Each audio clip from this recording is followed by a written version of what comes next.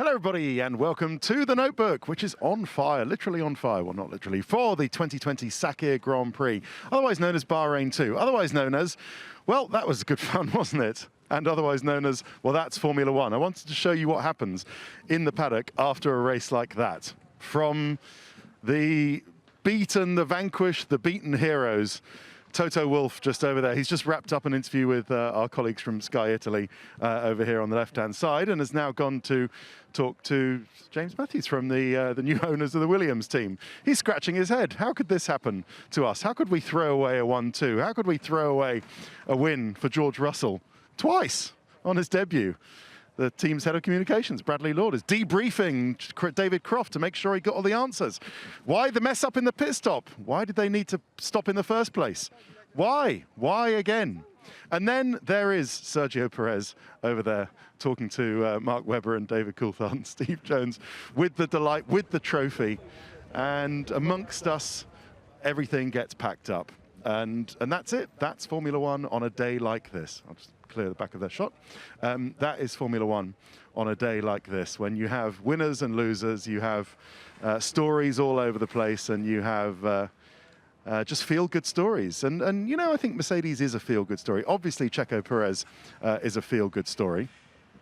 And I thought it was cool what he said on the slowdown lap. If you don't speak Spanish or you didn't understand what he said, tell Carola to make sure Checo Jr. is watching the TV to see his dad win. So that was the thing in Spanish. It was a message to his friend and manager there in the white shirt, because his family are in Abu Dhabi, and get on the phone and tell the missus to make sure my boy's watching, because I want him to see this, which I thought was sweet. So that explains what that was all about. And we have everybody else packing up, because from here we go straight to Abu Dhabi. Craig Slater ready to do the package for the evening's news on Sky Sports News, saying what an amazing race it was and how a star is born in George Russell. Well, I think we already knew he was a star, but certainly it was born, and certainly he deserved to win the Sakhir Grand Prix twice before a puncture and before the mess up in the pit stop happened. So where should we begin? Well, I don't know, let's probably start with Mercedes, shall we? And Lee, you can go and have a look at back of the garage, and this is it, isn't it? I mean, I guess it's all the championships are decided. You know, we're all racing for fun, and so does it matter in the scheme of things? No. Is it the most gutting shame for George Russell? Does it matter for him? Absolutely, yes, it does. But in any case, it was Valtteri Bottas 8th in the end, George Russell 9th. We might as well take you through exactly what happened. And it was a great start for George Russell. What a brilliant start! Great first corner. The start practice in the start rig that they've got in the back of the garage here obviously worked. And it was very assured from then on. He sort of eased past, George Russell eased past Valtteri Bottas at the first corner, took the lead. And he just looked so assured, didn't he, in those opening few laps? He handled the pressure so well.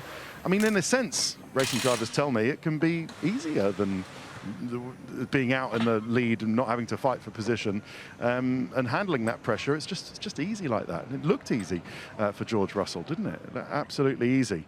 There was a little bit of a scare after his first pit stop, when he had to fail a couple of sensors on the engine, but he didn't lose enough time. In fact, he extended his lead through the pit stops with Valtteri Bottas dropping out behind. So when Bottas pitted himself first time round, they both went onto the hard tyres, which they thought they might be able to get to the end of the race. Remember that. They thought they might be able to get to the end of the race on them. They might be okay. Actually, Russell's advantage had extended to about 8 seconds. But then there was the safety car, and the first virtual safety car they didn't have to pit, but they thought they'd do a safety stop.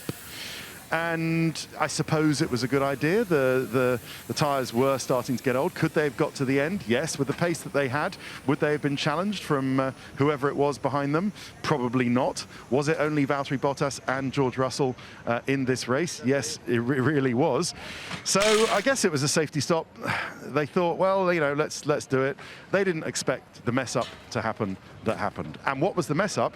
Well, it was a failure of the intercom system. So something went wrong at the worst possible time, something they haven't had before. The message from engineer to the mechanics who get the tyres didn't get through. So the mechanics who get the tyres obviously the engineer gave the order. Says Peter Bonington says, okay, we're going to box George and we want to put this set of mediums on or whatever, and that just didn't get through. So the mechanics didn't hear it, obviously, and that's part of the intercom. Had they heard it, they know what they're doing, these guys, and they would have got the tyres right. And in the case, actually, it seems that the Bottas message did get through. And they brought out Bottas's tyres, and then they got the guy with the red helmet, and looks like Michael Schumacher's helmet when he raced for Mercedes, come in instead. And there, the mistake happened, and they put two of Valtteri's tyres on, two of George's tyres on. That's against the rules. It looks like they're going to get some kind of penalty to add insult to injury. Will it be a disqualification? I would suspect not. I think they'll probably let them off with a fine or something, but they did break a rule by putting parts of Valtteri Bottas's tyres onto George Russell's car. So they are going to get a penalty. We just don't know what it's going to be. But if they do disqualify George Russell from here, final insult. That would be the final insult. So they could have made it to the end, but they decided not to, and that was why the mistake happened. In any case, Valtteri Bottas had already had the beginnings of what was a very, very, very difficult weekend. Just get some light so I can see that. Oh, thank you very much. Yes, he had a terrible exit of turn 1. He got done by George Russell, and then he got hassled by Carlos Sainz, but manages to resist him. He held P2 and then got onto the hard tyre. But then the calamitous pit stop. He had old tyres. They messed up after they took away the medium tyres, which of course they didn't want to put some of the medium tyres that they missed up with George Russell back onto Valtteri Bottas's car. It was all a bit of a schmozzle, as Mark Webber might say, and schmozzle. Yes, didn't know you had. Where did you get that word from? I've heard from down under, right? Oh, schmozzle. It's a top word. There was all a bit of a schmozzle, and then that meant that Valtteri, they just thought, oh, just look, never mind, put the old hard tyres on, just get him out of here. We're sick of having cars in here with this calamitous pit stop. And he went on the hard tyres. They were already 25 laps old. They had to do another 30 laps. They were very old by the end of the stint, and that meant that Valtteri Bottas's rear tyres were gone, and everyone passed him, and that made it altogether worse, and that's why he only finished 8th with George Russell 9th. But as I say, as Toto said on the radio, a new star is born. Talking about what they said on the radio, George was, well, he was beside himself, you can imagine. He said, I don't know what to say, guys. The win was on, but the win was taken away from us twice. Honestly, George says, I've bleeping loved it this weekend. It's been a pleasure, but honestly, I'm gutted. I hope to have another chance next week. But he went on being inconsolable after that, but they tried to console him. Toto Wolff said, George, I am sorry. It was a brilliant, brilliant drive. And yeah, so he was then consoled by Peter Bonington and James Vowles, who both apologised further to poor George Russell. But he could have, and he probably should have, won his first Grand Prix today, because he drove absolutely brilliantly. He should have won it twice. How did he get the penalty? How did he get the puncture at the end? I don't know. I mean, was it on a piece of Aitken's front wing? It's possible. I guess if they see a puncture, if they see a tyre pressure drop, they've got to pit him. They're not going to say, oh, we don't want to believe that it wasn't a puncture. I know there are various people who have their conspiracy theories. Will be scratching your chin. So, oh, well, did he really have a puncture? Why would they not want George Russell to win a race? What? You know, well, of course they'd want George Russell to win a race. There's no earthly reason why they wouldn't do, or no reasonable reason why they wouldn't want George Russell to win a race. But in any case, That is an interesting little meeting, isn't it? Is that discussing when George Russell is Alex Albon? Has not had a brilliant day, but a decent lot of points. But yeah, just to go back to that little meeting, discussion with James Matthews from the Williams team, James Vowles, who kind of looks after the young program, including George Russell's career, and Toto Wolff. What do you think that's about, everybody?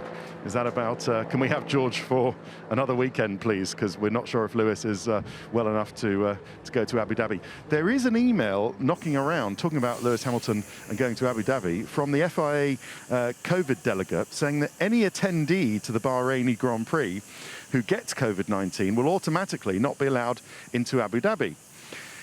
So it's unclear whether attendee means drivers as well. So on the face of it, that email, which seems to be genuine, would preclude Lewis Hamilton at the very start not being able to go to the Abu Dhabi Grand Prix. What Mercedes are saying is that it all depends on whether Lewis is feeling well enough. In effect, the rules are secondary to the fact that he might not be able to want to go driving because he doesn't feel well enough, because he's still got the virus. So all we can do is wait and see. I'm sure it will be decided in the next day or so, but at the moment it's looking pretty unlikely that Lewis is going to be at the Abu Dhabi Grand Prix. So George Russell will have another chance, and all we can do is wish Lewis Hamilton all the best with his recovery. Get well soon. Maybe he might reflect that he was glad he wasn't in the car today, because he would have had to go through the heartbreak of leading the race. Well, we don't even know if he would have, but anyway, you know what I mean. The heartbreak of the calamitous pit stop, TM, that we will call what happened to Mercedes today. Right, that's enough on them. Let's do Ferrari. And Charles Leclerc has got a 3-place grid penalty for the next race in Abu Dhabi because he was at fault, so he's deemed at fault for the first lap melee that took out Max Verstappen. That means that Sergio Perez appears to be in the clear for that, so that's good news for Checo. That looks like nothing's going to take away his win on that one. But yeah, Charles had coming together with Checo and Max in the first lap and was out with a rather over-optimistic move. Red Bull were not happy with Charles Leclerc, and it didn't get much better for Sebastian Vettel. It was an old engine after they elected to change it after free practice 3 before qualifying, and Sebastian at various points was saying that he has no power or very little power. I have no chance with this engine, he said at one point during the race, and all Vettel could do was trail home 12th. So that's no points, 12th and a DNF, no points for the Sakhir Grand Prix Bahrain 2 for Ferrari. Just a quick word on Simone Resta, their designer, who only recently had come back to Ferrari from being on loan to Alfa Romeo Sauber. He's now off to Haas to work with Dallara, who build their cars, and the design team there, led by Ben Agatangelo, to actually design them to make those cars better in future. So Ferrari have lost Simone Resta, who's highly rated, but won't be with them going into the future. Right, Red Bull Racing, and disastrous lap 1 for Max Verstappen. He got taken out. Here is Christian Horner on his way out. And that's all you need to know about that, because they think that they could have won the race had Max still gone in. Is it fair to say you think you could have won the race, or would have won the race, had Max Verstappen still gone in 2 meters, 2 meters, 2 meters? Just nod, just nod. Had Max not been taken out the first corner?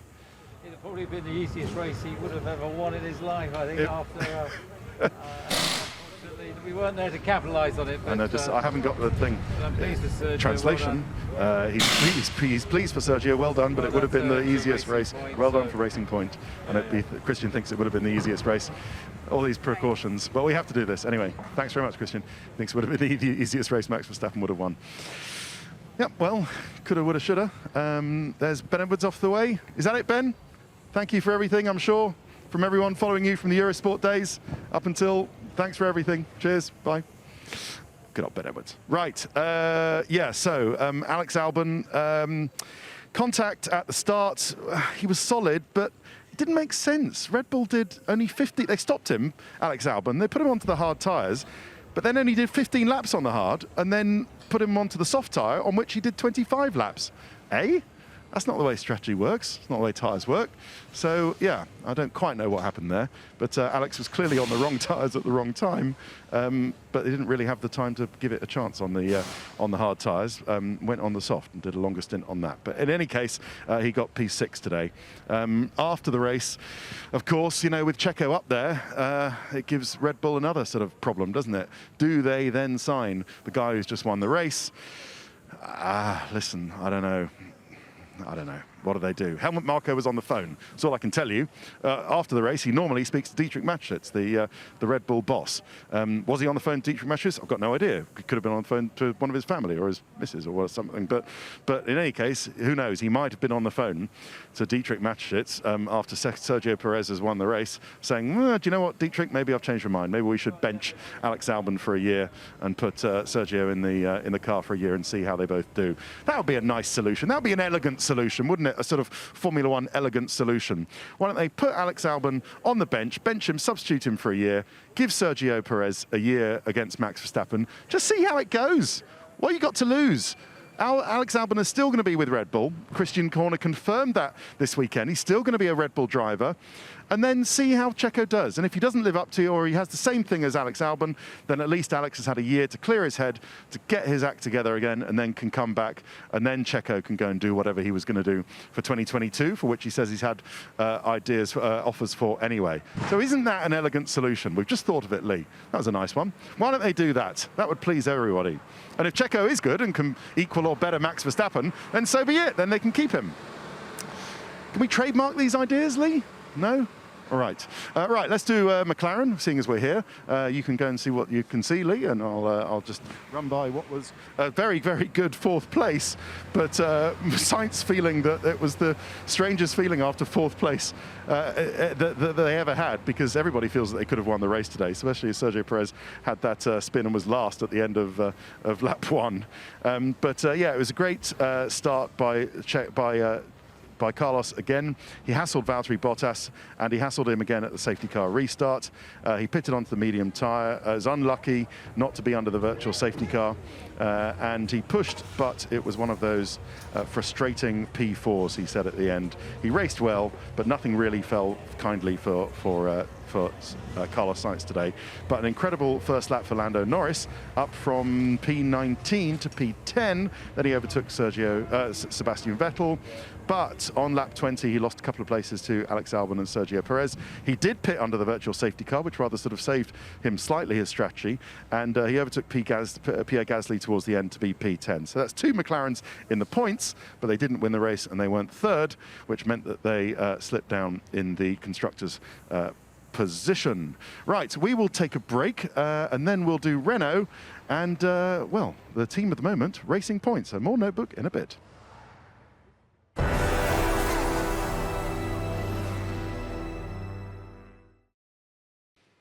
Hiya, welcome back to the Race Notebook for the 2020 Sakhir Grand Prix. And there was somebody else who was crying after the race. The guy who maintains the Mercedes intercom, for one, George Russell for two, Checo Perez for three, and Esteban Ocon, because he finished on the podium. His first podium in Formula One. And I'm sure the double fridge shorts are as delighted as he is, because as Cyril Abiteboul said on the radio afterwards, c'est un bon moment, Esteban. And he went, whoa, I'm crying. But it was all made, really, in the safety cars. And that really helped Esteban Ocon today as much as it hurt Daniel Ricciardo. Daniel Ricciardo, not a happy boy, really thinks that he missed some an opportunity today. He still sore because he feels, as he said it to his team on the radio, that they didn't get what they deserved after the Bahrain won.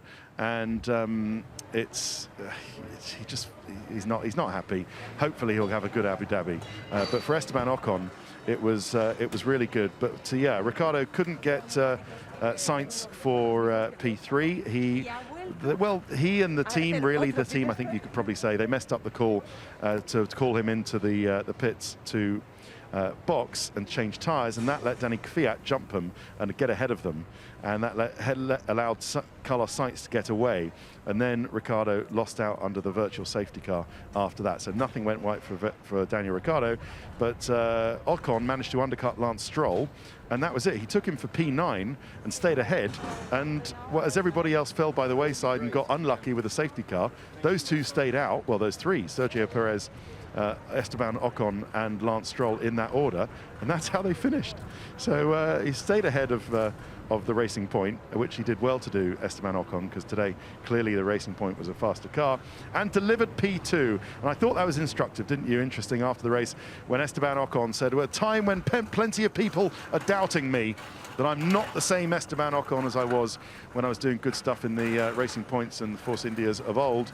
This is a great opportunity to prove them wrong." And certainly Esteban did today. It didn't really work for him in, I don't know who Charles is going to see. I assume Sergio Perez. I hope he doesn't want to have a little have it out with him about the crash earlier on, for which Leclerc has got a penalty and Checo hasn't. But I'm assuming he wants to go and say congratulations and give him a pat on the back. But you stay with him, Lee, while I, because if it is the former, then we're all in trouble. Right, let's while we do AlphaTauri, and it's, you know, a complete flip of fortunes from last time out. So last time out, Pierre Gasly was the star of AlphaTauri and scored, I think, 6, saved by the safety car. But today it was Danny Kvyat, and his best race all year, and he's P7, whereas the Gasman, Pierre Gasly in the Gasmobile, is only 11th. So a real good start, solid start for Danny Kvyat. Pitted lap 28. He in fact lost out on the safety car because he pitted just before the safety car, but that allowed Ocon to get past. But the rest of the race was good. He feels he could have been on the podium, but he just lost out. So well done for Danny Kvyat, because that was really good. Oh, look, it is the latter. He just does want to congratulate Checo, and they're having a lovely chat. Oh, isn't that good? And I think he is explaining what happened at the start. But maybe Charles is saying, look, I'm glad you came back from that little contretemps and won the race. So that's sweet, isn't it? So yeah, Gasly, a bit on the back foot all day, really. Couldn't really understand why the pace has gone from his car when it was here in the same car last week. But he's very happy with, wasn't as happy with the car as Danny Kvyat, and a real swap from last week, trailed home with no points. Very nice, good, and we can do Racing Point. And wow, what a difference 7 days makes. Do you remember when we did this malarkey last week, and the boys were out here cleaning the wheels, and their heads were down, but I said, well, never mind, boys, it'll be all right. And now they're all delighted. Yeah, they're even packing up the massage table, and so they should be, because it's a double podium and it's a win as well.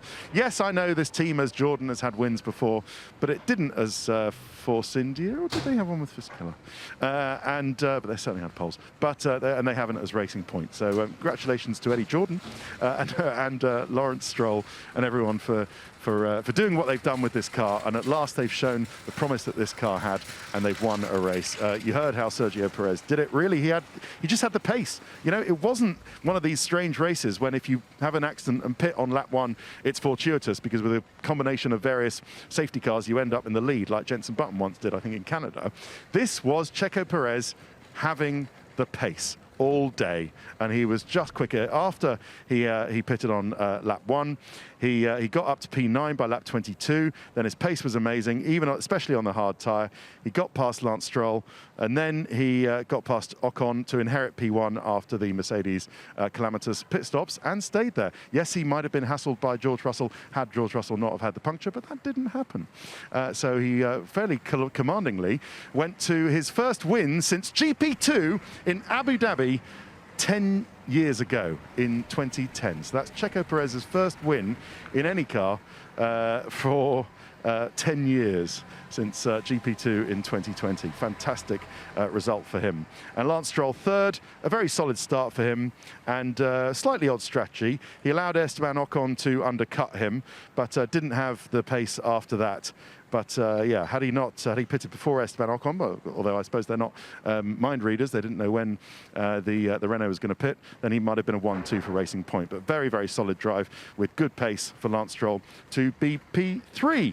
Right, Kimi Raikkonen 14th, Antonio Giovinazzi 13th. Not so great. Giovinazzi okay in P13. Good race to finish ahead of Kimi Raikkonen, but nothing really much more to say about that. And Kimi Raikkonen trolling around really on in P17, but then pitted onto the hard tyre and went to the end, and his pace was okay. He managed to get ahead of his... No, he didn't manage to get ahead of his teammate, but he did stay ahead of the Haas of Kevin Magnussen, who was okay today, P15, did a good job, defended against Kimi Raikkonen for most of the race, but eventually the Finn got past him. With Pietro Fittipaldi, great start for him, deputising for Romain Grosjean. and he got up to P16 at the start and did manage to finish the race, which is all he wanted to do. He's feeling that checkered flag, baby, he said on the race afterwards, but his problem was that he kept locking up the front right tyre. That was really the problem for Pietro Fittipaldi. That front right tyre, eh? Oh, without that, I know, the front right tyre, man. It was a struggle, kept locking up. That's what hurt you throughout the race. Well, why am I telling him that? That's ridiculous. Anyway, that's what he said after the race. So, but a good one for Pietro Fittipaldi, and a good debut for Jack Aitken, P16. Yes, he did make that one mistake where he took off his front wing, but the car was very difficult, but that was a really good Formula One debut. Solid Formula One debut for Jack Aitken in P16, whereas Nicholas Latifi had a oil leak, and that meant that he was a DNF towards the end. Right, that is it. And some more discussions.